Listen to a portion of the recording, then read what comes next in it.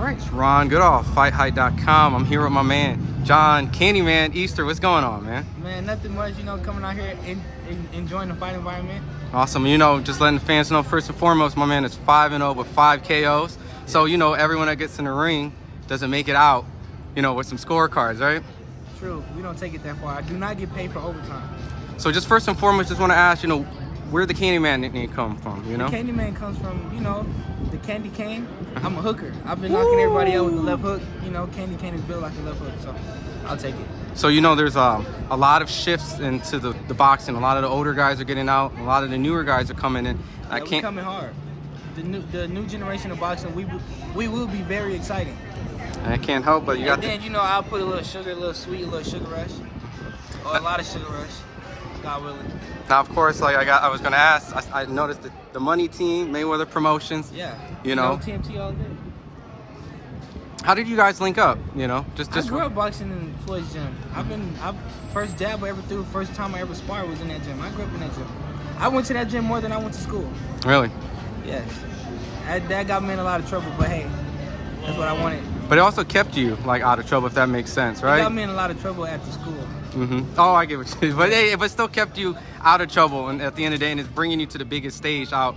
Exactly. Make dreams a reality. That place is that boxing gyms in general can change anybody's life. So anybody, you have dreams and you believe in your goals, chase your goals, and don't listen to what anybody's saying. You can't make anything happen. Believe in yourself. Don't let anybody else get you. Because I never will, and I never did, and I don't plan on it. Because it's your life. You live with the decisions you have to wake. You have to wake up with the decisions that you make in your life. Seeing the fact that Floyd obviously took a like to you. Floyd doesn't just go out his way. He's very loyal, but at the same time, you got to be able to box. Yeah. So in this case, it's loyalty maybe, but more boxing, if anything. Yeah. What was his thoughts when he saw you, coming up in the gym? Was he just like, man, I got to sign this kid? Well, I'm not a mind reader, but I just know that he always looked out for me, or any tips I had, any question, he was definitely somebody I can look forward to asking. Same to this day. And now, it's just easier I have way more access to him than I had back then. Do you feel a little more pressure, because of the fact that now, cameras are coming on to you now, and, you're doing interviews and going on radio? I'm under pressure. If there was no pressure, I would not be doing this. And I love the pressure. What's for pressure? What's the point? What's the point of doing it? That's what makes it fun.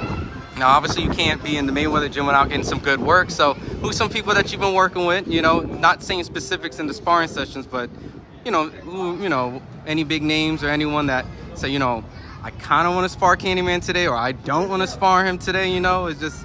Well, sparring is sparring. Let's just say, I've been in the ring with great fighters such as Caleb Plant, Ronald Graval, Chris Eubank Jr., a lot of other people. Those are just a name on top of my head. But hey, I respect fighters, and I know what fighters go through because I'm a fighter myself. And yeah, those are some names I personally respect. And just seeing that, you turned professional not too long ago with 5-0. One of your good friends, Cormel, is making his debut on here. Cormel is more like a brother than a friend. Yeah. Just seeing the fact that you've already got 5 underneath the belt. He's having his first pro. I know you, but just are you excited to see your brother on a stage like this and be able to perform? More than excited. This is. I wouldn't miss it for the world. I wouldn't miss it for the world. Never. And it's seeing the fact that there's so much hype coming from that gym. With you, Robert Mayweather, Jahan Ingram. Obviously, just overall with you guys coming up, are you guys the new crop of guys? We are the future. We are the up and coming generation of Mayweather Promotions. So stay tuned, and you guys know how we're coming. Mayweather Promotions, we coming hard. And just talking a relationship with you and Cormel, obviously it's going to be probably one of those things where we grew up watching Spence and Broner being cool with each other, or even moments at times Floyd and Zab was cool. So is this the relationship? Anytime Cormel's fighting, you out there, and anytime you fight and he's out there representing, is it? Forget fighting, even sparring. We there for each other no matter what. Been like that for years. You guys sparred each other, No. Okay, we're just in there. Way 2 different weight classes. Just get into the whole situation of just sparring. What weight class are you?